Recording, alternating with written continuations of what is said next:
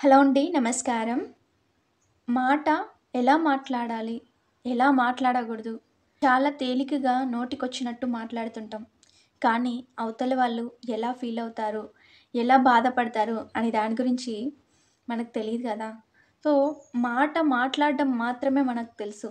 దాని నుంచి వచ్చే పరిణామాలు మనం ముందుగా ఆలోచించం. నాలుక చాలా పదునైనది. మన నాలుక కొందరు మనుషుల్ని బ్రతికుండగానే చంపేయగలదు.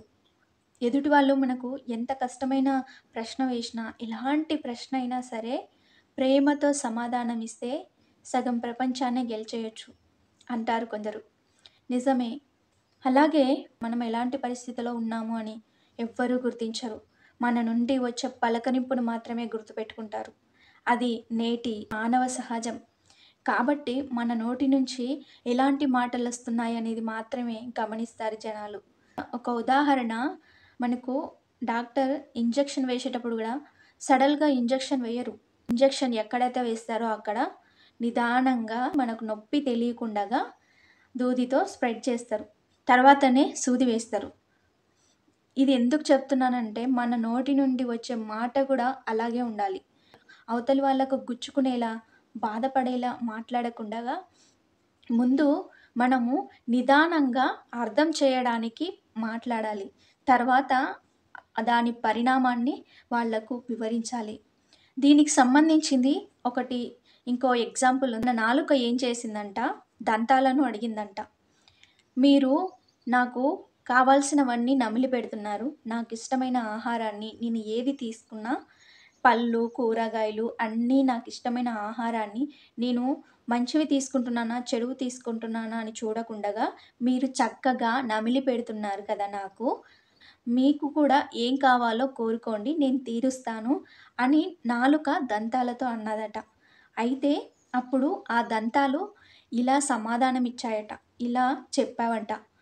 ఏమని చెప్పాయంటే, "నువ్వు మాట్లాడేటప్పుడు, ఎదుటి వాళ్ళతో మాట్లాడేటప్పుడు చాలా జాగ్రత్తగా తెలుసుకొని, చూసుకొని, ఆలోచించి మాట్లాడు. ఎందుకంటే, నీ టంగు స్లిప్ అయిందంటే, తర్వాత ఆ ఎదుటి వాళ్ళు నీ 32 పళ్ళను రాళ్ళగొడతామని మమ్మల్నంటారు. కాబట్టి మమ్మల్ని కాపాడే బాధ్యత నీకే ఉంది. నీ టంగు స్లిప్ అవ్వకుండగా నీ జాగ్రత్తలో నువ్వుండి మాట్లాడు. అంతే చాలు మాకు" అని ఈ 36 దంతాలు అన్నాయట. నిజమే కదా!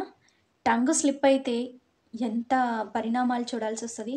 సో, మనం ఒక మాట మాట్లాడే ముందు అవతలి వాళ్ళ పరిణామం ఎట్లుంటదో చూసుకొని, ఆలోచించి మాట్లాడాలి. దీనికి సంబంధించింది ఒక చిన్న కథ గూడా ఉంది. రష్యాలో ఒక ఖైదీ చాలా పెద్ద తప్పు చేస్తాడు. చాలా పెద్ద ఉరిశిక్ష గూడా నిర్ణయించారు.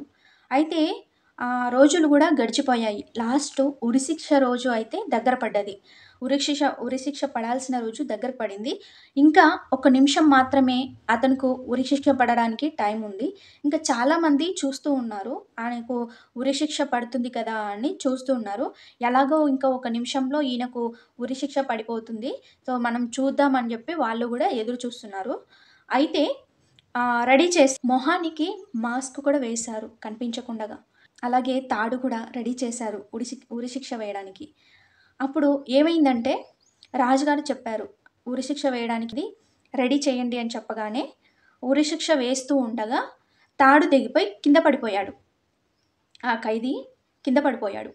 అప్పుడు ఏమైందంటే వాళ్ళందరూ రాజు దగ్గరికి తీసుకెళ్లారు ఆ మనిషిని. ఆ ఖైదీని రాజు దగ్గరికి తీసుకెళ్ళాడు. తీసుకెళ్తే రాజు ఏమన్నాడు, "నీకు తాడు తెగి కింద పడింది.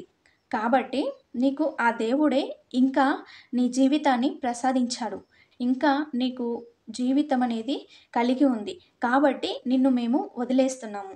వెళ్ళిపోవచ్చు. నువ్వు వెళ్ళిపోవచ్చు. నువ్వు ఇంకా ఇప్పటి నుంచి ఏ తప్పు చేయకుండగా హ్యాపీగా బ్రతికేయొచ్చు.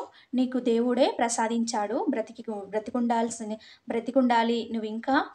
నీకింకా జీవితం ఉంది అని దేవుడే ప్రసాదించాడు కాబట్టి నువ్వు వెళ్ళిపోయి ఇంకా ఎలాంటి తప్పులు చేయకుండగా హ్యాపీగా ఇప్పటి నుంచి జీవితాన్ని కొనసాగించు" అని ఆ రాజు చెప్పాడనమాట. అప్పుడు ఈ ఖైదీ ఏం చేశాడంటే ఒక మాట అన్నాడు, "ఓ రష్యన్ రాజు! నీకు ఉరిశిక్ష వేయడం కూడా చేత కాలేదు. ఆ తాడును బిగించడం కూడా చేత కాలేదు.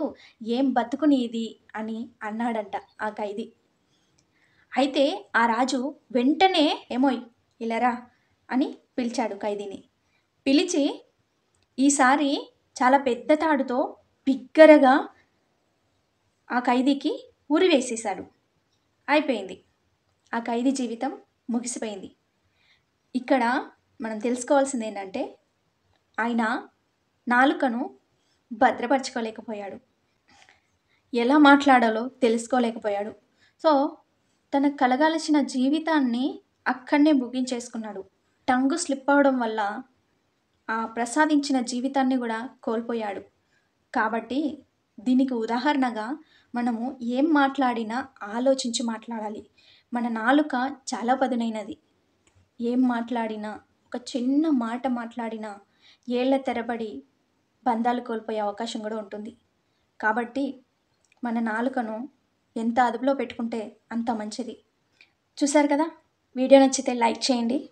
ముందుగా సబ్స్క్రైబ్ చేసుకోండి. లైక్ చేయకుండా మాత్రం వెళ్ళిపోకండి. చాలామంది చూస్తున్నారు, వెళ్ళిపోతున్నారు. ప్లీజ్ ఒక లైక్ వేసుకోండి. Thank you for watching. Bye.